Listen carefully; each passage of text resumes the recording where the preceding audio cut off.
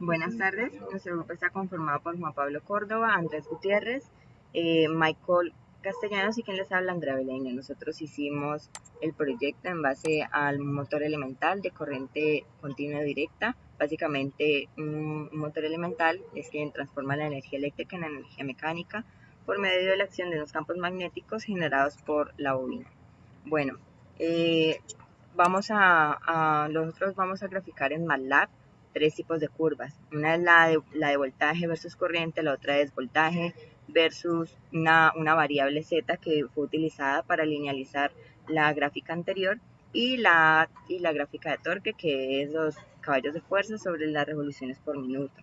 Los datos que utilizamos fueron datos teóricos de un motor Johnson, lo cual cogimos unos HP de 0.01 y las RPM de 11.600 RPM.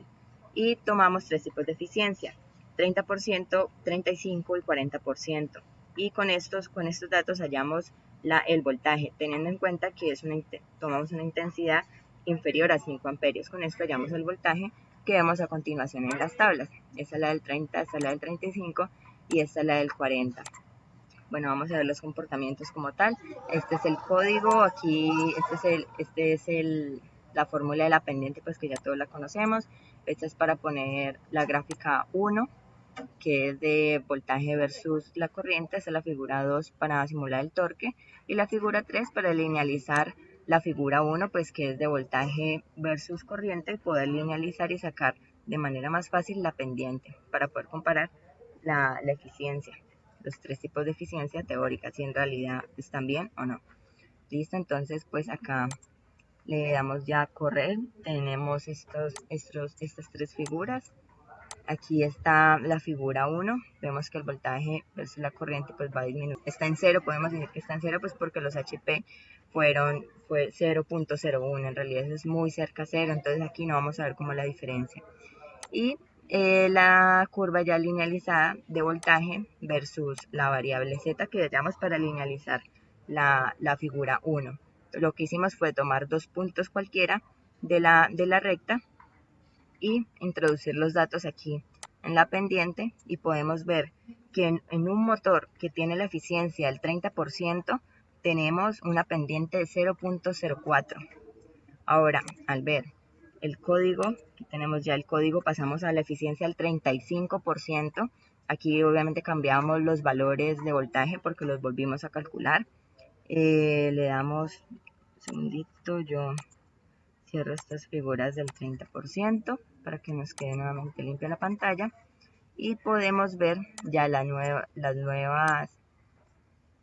gráficas con la eficiencia al 35%. Visualmente vemos que es la misma, pero ya vamos a ver cuáles son las diferencias cuando calculamos la pendiente.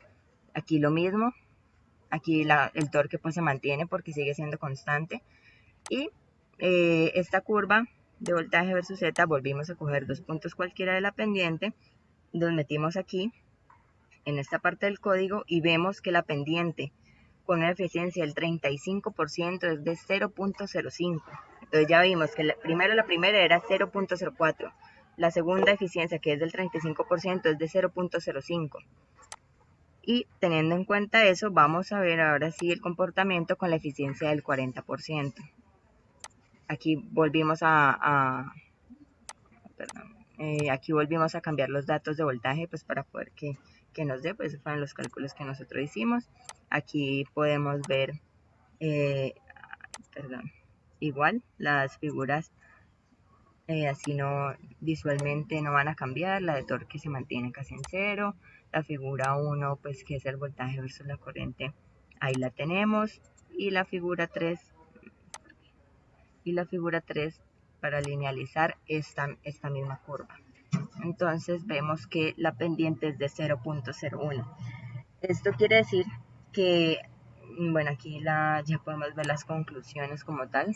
Esto quiere decir que si la pendiente a más se acerque a 1, la eficiencia va a ser mejor. Y ahí vimos que cuando comparamos la eficiencia del 30, 35 a 40%, la eficiencia se va acercando más a 1. Por lo tanto, podemos decir que este ejemplo sirve para modelar qué tan eficiente es el motor. Gracias.